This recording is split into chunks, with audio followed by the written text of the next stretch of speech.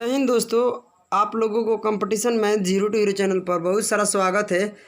मेरे प्यारे साथियों, आपके बीच हम एक मैसेज बताने वाले हैं कि आप जैसे जानते हैं कि आज 28 तारीख को होलिका दहन है और 29 तारीख को रंग वाली होली है। तो स्टूडेंट है और हमारे जितने भी साथी हैं और जितने भी हमारे भाई हैं और जो हमसे बड़े हैं हमसे छोटे हैं, सभी को हम हैप्पी होली कहते हैं। त्यौहार हमको बीच आता है कि जो दुश्मनों से मिलने की मौका मिलती है। तो आप लोग ऐसा कोई भेदभाव मत कीजिए कि ये क्या है वो क्या है, क्योंकि होली क्यों मनाया जाता है इसके बारे में हम आपको बताते हैं। उससे पहले सब लोगों को हम बोलना चाहते हैं हैप्पी होली। हैप्पी होली मेरे प्यारे साथियों और मेरे प्यारे प्यारे से छात्रों और छात्राओं, सबको हम हैप्पी होली बोल रहे हैं। और मेरे प्यारे साथियों, हम अब आप लोगों को इस वीडियो को अंतर्गत ये बताने वाले हैं कि होली हम क्यों मनाते हैं। सबसे बड़ी मुद्दा आती है, आपसे कोई भी पूछ सकता है कि हम होली क्यों मनाते हैं। तो देखिए, एक प्राचीन काल का राक्षस का नाम था हिरण्यकश्यप। हिरण्यकश्यप ने क्या किया कि भगवान ब्रह्मा जी से कुछ तपस्या किया और ब्रह्मा जी से कुछ बलिदान मांगा, और उसने ऐसा बलिदान मांगा कि मुझे ऐसा बलिदान दीजिए। ब्रह्मा जी से पूछा, ब्रह्मा जी से बलिदान मांगा कि मुझे ऐसा वरदान दीजिए कि जो मुझे कोई नहीं मार सकता है, मैं यहाँ अमर बनकर रहूँगा। ब्रह्मा जी ने बोले ना, भगवान ब्रह्मा जी बोले कि इस दुनिया में जो भी आया हुआ है उसका मृत्यु तय है, एक दिन मरना जरूरी है। तो ब्रह्मा जी ने उसको ये वरदान नहीं दिए, क्योंकि वो बता दिए कि इस दुनिया में जो भी आया है उसको एक दिन मरना ही है और इसका मृत्यु तय कर दिया जाता है। वो जितना दिन बाद मरे मगर एक दिन तो मरेगा। तो ऐसा वरदान दीजिए। हिरण्यकश्यप ने बोला कि मुझे ऐसा वरदान चाहिए कि जो मुझे कोई ना मार सके। तो उसे वरदान मिला कि ना तो आकाश में मर सकते हैं ना तो पाताल में मार सकते हैं उसे। ना वो आकाश में मर सकता था, ना पाताल में मर सकता है, ना घर में मर सकता था और ना बाहर मर सकता था। यानी ना नारी मार सकता था उसको ना तो मानव मार सकता था, ना अस्त्र ना शास्त्र, ना देवी दुर्गाएं और ना जीव जंतु, यानी कोई भी उसको नहीं मार सकता था।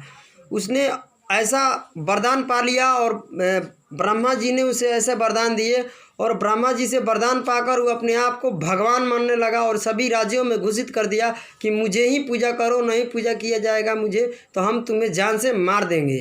वरदान पाने के बाद उसके एक पुत्र पैदा हुआ, प्रहलाद ने पैदा हुआ, जिसका पुत्र का नाम था प्रहलाद। और उसने पैदा हुआ और पैदा होने के बाद उसने क्या हुआ कि वो विष्णु भगवान का भक्त बन गया। और विष्णु भगवान के अलावा वो किसी भी को मानता ही नहीं था। वो बोलता था कि इस विष्णु भगवान हमारे लिए भगवान है। और विष्णु भगवान को भक्त हो गया और विष्णु भगवान के ही बहुत, जहाँ बोलता था वहाँ बोलता कि यहाँ विष्णु भगवान है, वहाँ भी विष्णु भगवान है, यानी विष्णु भगवान उसकी जबाने पर विष्णु भगवान रहती थी। ऐसे एक दिन क्या हुआ कि हिरण्यकश्यप ने अपने गोद में लिया अपने पुत्र को, विष्णु भगवान के बारे में कुछ बोला। और विष्णु भगवान के बारे में जब कुछ बोला तो उसके बहुत क्रोध हो गया, बहुत क्रोध हुआ, उस बहुत गुस्सा में आ गया और विष्णु भगवान के बारे में बोला तो। और गुस्सा में आते हुए वो इस बात को जताया कि तुझे मालूम नहीं है पुत्र, मैं ही भगवान हूँ और मैं इस पूरे राज्य में के लोग मुझे ही पूजते हैं, मैं भगवान हूँ। बोला कि मैं ये नहीं मान सकता हूँ, आप भगवान नहीं हैं, भगवान विष्णु भगवान हैं, हमारे लिए विष्णु भगवान है, हम उनका भक्त हैं। ऐसा बोला तो उसकी बहुत क्रोध हुआ और क्रोध होने के बाद और बहुत गुस्सा में हिरण्यकश्यप ने अपने सैनिकों को बोला और बोला पुत्र को कुछ हमारे बारे में ज्ञान दो कि हमारे अपने शास्त्र इसको पढ़ाना चाहिए। तो उसने क्या किया कि अपने सैनिकों को बोल को टीचर को बुलाया और पढ़ाना शुरू किया। और पढ़ाने लगा ना, तो मेरे प्यारे साथियों क्या हुआ कि उसने हिरण्यकश्यप का जो पुत्र था उन्हें सब कुछ याद किया और वो याद कर को उसको बताया भी, उसका पूरा विवरण कर को पूरा ही जितना क्वेश्चन मतलब किया करता था वो सब सुना देता था। उसके बाद एक दिन क्या हुआ कि उसका क्रोध हुआ और उसका वो मतलब कि ये उसका गुस्सा हो गया कि ये तो मेरे को नष्ट कर सकता है और ये मेरा पुत्र है, इसको मारना पड़ेगा और इसे जानबूझ को मारना पड़ेगा, क्योंकि ये विष्णु भगवान को पूजा करना लग रहा है, क्योंकि मुझे भगवान बनना है, हम ही भगवान हैं। वो हिरण्यकश्यप ने ये मान चुका था।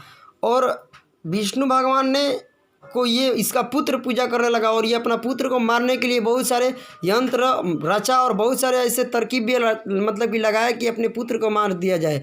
अब यहीं से हम शॉर्टकट में बताते हैं। ऐसे तो उसको क्या बोलते हैं, पर्वत में फेंक दिया गया था पुत्र को कि ये मर जाए, ऐसा क्योंकि मर जाएगा तो ये भगवान विष्णु का पूजा नहीं करेगा, भगवान विष्णु को पूजा नहीं करेगा और सभी लोग मुझे ही पूजा करेंगे क्योंकि मुझे कोई मार ही नहीं सकता है। उसने ये अपने मन, हिरण्यकश्यप की बहन एक होलिका थी और उस को मारने के लिए प्लान बनाया गया और उसकी बहन होलिका को बताया गया, उसकी बहन होलिका थी और उसको बताया गया कि आप, होलिका की ऐसा वरदान मिला था कि जो जल नहीं सकती थी, जो जल नहीं सकती थी होलिका कि हम आग में, होलिका का एक वरदान मिला था कि आग में नहीं जलती थी। उसके वरदान के साथ एक चादर मिला था, चादर एक मिला था, चादर मतलब कि चादर ओढ़ने के बाद वो जल नहीं रही थी। उसके बाद क्या किया गया कि प्रहलाद को क्या के साथ में बैठाया गया आग में और आग लकड़ी की पूरे आग बोझ दिया गया और उसमें होलिका के साथ गोद में बैठा दिया गया। तो उसकी पुत्र प्रहलाद ने और इस बात को मान लिया था कि मेरे लिए भगवान विष्णु है और मुझे कुछ नहीं हो सकता है, आप कुछ भी कर लीजिए। तो उसने जाकर स्वयं बैठ गया आग में और अपने बुआ के साथ, जिस बुआ का नाम था होलिका, वो अपने बैठ गई उसके साथ, होलिका के साथ आग में।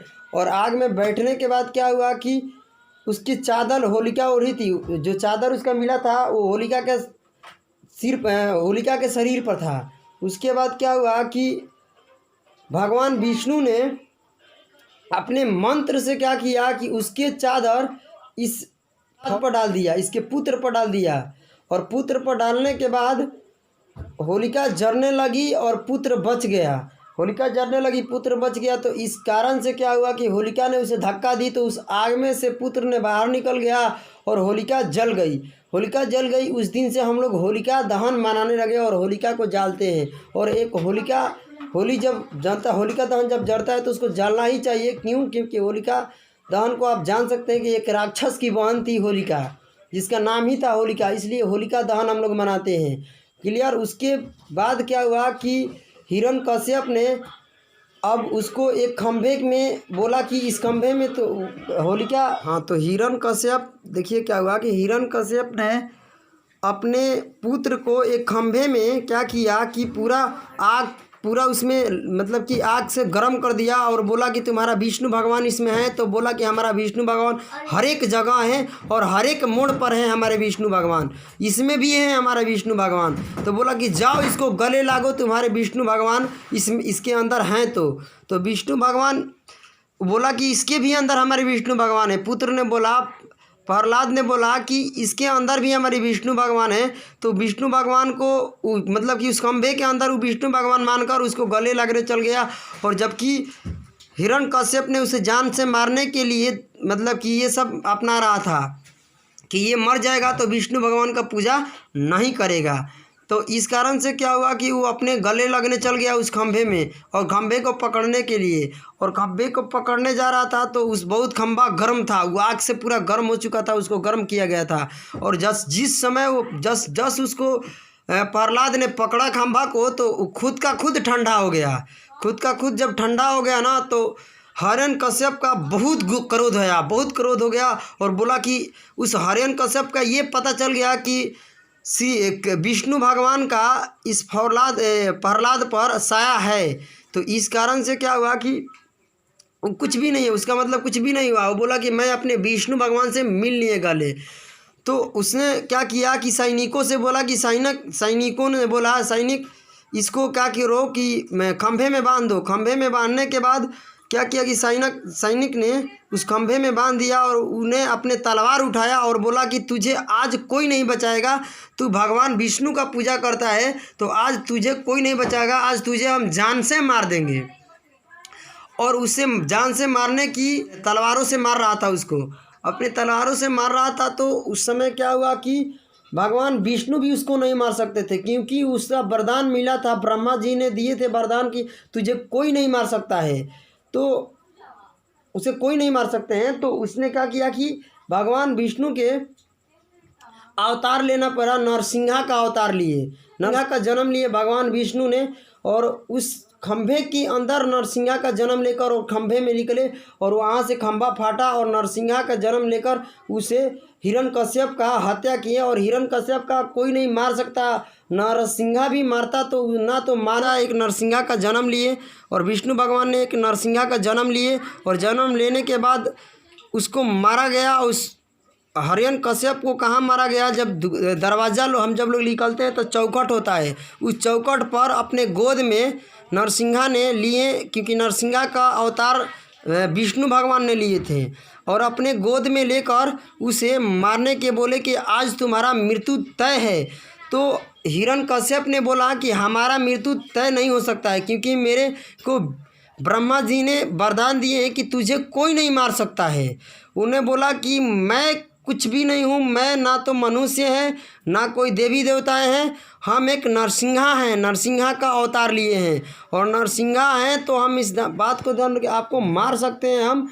तो उसने बोला कि ना तो मुझे घर में मारा जा सकता है, ना तो बाहर मारा जा सकता है, ना तो ऊपर मारा जा सकता है, हिरण्यकश्यप ने बोला। तो उन्हें बोला कि मूर्ख, तुम घर में भी नहीं हो ना तुम बाहर हो, तुम चौखट पर हो। और चौखट पर ना तो तुम घर के बाहर हो ना घर में हो, तुम मेन चौखट पर हो। बोला कि ना तो मैं ऊपर मर सकता हूँ ना तो धरती पर मर सकता हूँ। तो उसने बोला नरसिंहा से, नरसिंहा ने बोले हिरण्यकश्यप से बोले कि तुम ना तो आकाश में हो ना तो पाताल में, तुम मेरे गोद में हो। उन्हें बोला कि ना तो मुझे रात में मारा जा सकता है ना तो मुझे दिन में मारा जा सकता है। बोला कि तुम मूर्ख हो, तुझे मालूम नहीं है कि ये संध्या का बेरा हो रहा है और संध्या के बेरा पर हम आपको ये हत्या कर रहे हैं। कि वरदान उसको मिला था संध्या के बेरा पर नहीं, उसको दिन और रात कर को वरदान मिला था कि दिन और रात में नहीं मारा जा सकता है। तो संध्या जिसे हम लोग गधबेरवा कहते हैं, उस गधबेरवा को बेरा में मारा गया था उसको। तो उसको अपने नाखून से नरसिंहा ने उसको पेट को चीर दिया था और उसको पेट के चीरने के बाद उसी दिन से वह पूरा मतलब कि ब्लड गिरा था, उसमें पूरा खून गिरा था। उस दिन से हम लोग होली मनाते हैं, इसी कारण से हम लोग होली मनाते हैं, क्योंकि नरसिंहा के अवतार विष्णु भगवान ने लिए और उसका ख़त्म कर दिए। इससे ये बात ज्ञात होती है, अच्छी त्यौहार है जिसमें सच्चाई छुपी हुई है, कि सच्चाई की जीत होती है, मतलब कि बुराई की जीत नहीं होती है। तो कुछ कृष्णा भगवान ने अपने गोपियों के साथ होली खेले, तो कुछ कृष्ण भगवान ने अपने होली के साथ कुछ ने जोड़ लिए, मगर नरसिंहा के ये जो था ये इन लोगों के बीच बहुत गहरा संबंध है। कि हिरण्यकश्यप ने ऐसा सोचा कि मैं ही भगवान हूँ, और ऐसा कुछ नहीं है। जो इंसान एक दिन अपने में इतने अहंकार लाता है उसका एक दिन ही विनाश होता है। तो चलिए, आपका सबको धन्यवाद और आपसे बहुत खुश रहेंगे। और चलिए मेरे दोस्तों, सबको हैप्पी होली और खुश रहिए। और गाना एक हो जाता है मेरे तरफ से, सुन लीजिए कि अरे होली में सूचना जारी बा, अरे होली में सूचना जारी बा, बम बम बोलत फिचकारी बा।